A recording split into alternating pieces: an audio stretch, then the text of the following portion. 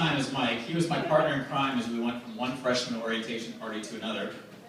As the school year settled in, and it became obvious that Bob was trying to be the curve breaker in all his classes, and that I was never going to make it in science, I was always the one trying to get him to stop writing papers at 11 o'clock on Saturday nights and come out for a party, at a freshman party in Flanner Hall or at the swim house or later at a massive bar called the Heartland on Thursday nights.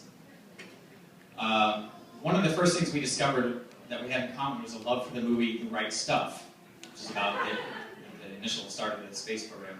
I liked it because I was just a plain old geek.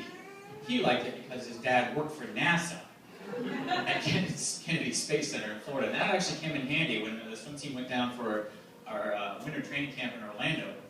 He pulled me and one of my teammates that we called Gomer. Talk like Gomer.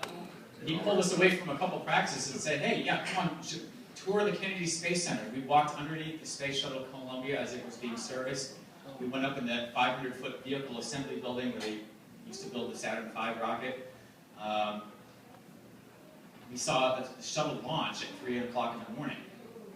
And so, and then a couple years later, he and his family hosted me for spring break in Orlando, where they had me tour all the sites and wonderful things to do in Central Florida. So, Mike and Bob and I hung out a lot in Fisher Hall, and when Anna and I were going through some old pictures for the slideshow that we're going to have at the reception tomorrow, we both noticed that a disturbing number of photos either had Bob in it or only Bob.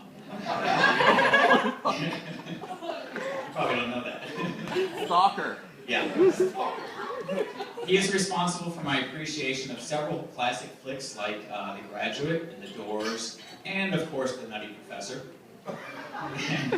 We've been to 2 REM concerts together. I guess one of these stories has been passed around tonight.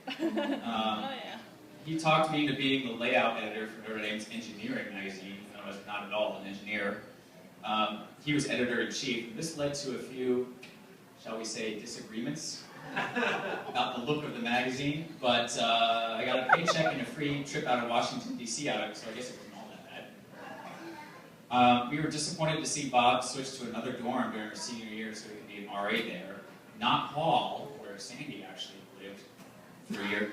That Hall had the dubious distinction of being the first dorm in Notre Dame that switched from female to male, instead of the other way around. And after a few weeks of teasing him, we eventually made peace and we kept on hanging out whenever we could. I probably don't deserve to have such a good friend as Bob, because since I wasn't always the best friend in return, he tolerated my teasing and general pessimism for years without returning the favor. We see each other nearly every year at football games, most recently at Notre Dame's massive failure in the national championship game.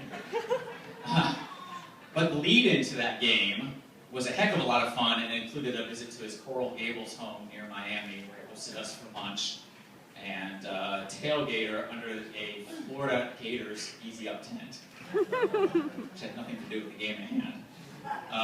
This weekend, Bob brought his wonderful wife Ashley and his baby boy Bobby, and we're thrilled to have them all here.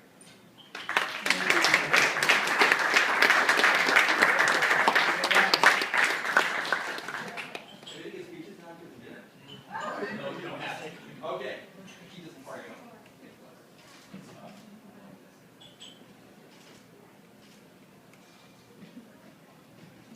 Took about a month for me to meet Matt Roeder after we started up as freshmen.